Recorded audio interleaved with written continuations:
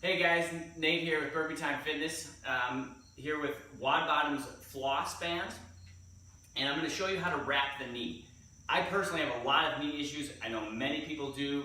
I have a former ACL tear and a bunch of other tears in my knee, so I get a lot of junk happening. I get a lot of tightness, a lot of stiffness, a lot of swelling, and these are really good to help clear that out. It can really improve a lot of range of motion, especially at that end range near the bottom, or even standing near the top. First thing you're going to want to do is wrap below the kneecap. Now you're going to go about 50% to 70% band tension here. So you're just going to really start cranking on that thing. You want to get right over this patella tendon right here, right on this little pouch right in front of your kneecap. Now I'm not going to go over my kneecap. I want that to have free range of motion to be able to go up and down. You may see out there that some people wrap all the way through. Those are generally PT people. I would avoid it as best you can. So you'll wrap pretty tight here. And then when you get towards the end, just create a little bit of flap, tuck it right under. Then you're going to do the same thing above the kneecap. So again, one thing I do is I pull with a little stretch before I even put that down. And really wrap in there tight. You can kind of come up at an angle so you can get a little bit of the back of the knee and still avoid that kneecap. Again, once you get towards the end, you just want to slip that right in there. Now, from here, you want to take your knee through some range of motion. What I always recommend is whatever the movement you're going to do that movement. That's just a general for all stretching. You want to try and get into that range of motion as best you can.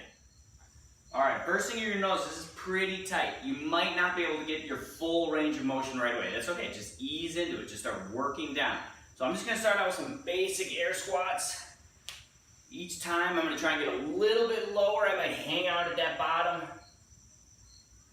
Little bounce if you want to. It's nice and tight if you bounce though, don't stay loose. I'm going to try and find that bottom position. I might even kind of lean into it a little bit. If this bugs your knee, with your knee kind of hanging a little bit over your ankle or your toe, you could always hold on to something and really keep that knee back. Like you could hold on to the back of the rack, something like that. A partner, a ring, anything that way. You can also stretch those hamstrings. So I'll generally do a few just kind of toe touches, a few air squats, and for me that's not enough. So I grab the barbell. This is all. Grab that, get it up there. Same deal. I'm just going to now do some back squats. That extra weight's going to push me down just a little bit further into a little more range of motion and really help clear up the back of that knee. Now, I've been in this thing for a couple minutes at this point. Generally, we're looking at like 2 to 4 minutes. A couple straight leg deadlifts. You can even throw in lunges. Basically anything that's going to take that knee through some range. I don't know if you can see it, especially if I get down in here. You can start to see some discoloration. That's usually a good sign, time to get out. You might also have a feeling of like, I need to get out of this thing like right now. It's just a little claustrophobia. You'll notice that. Time to get out. If you feel any numbness, tingling, time to get out. Those are all signs that it's over. You're not going to hang out super long. Like I said, 2 to 4 minutes. Unwrap that guy.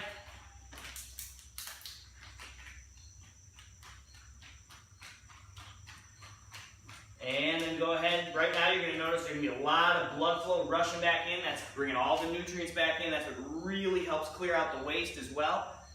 Boom. Much, much better than I was before I started this day.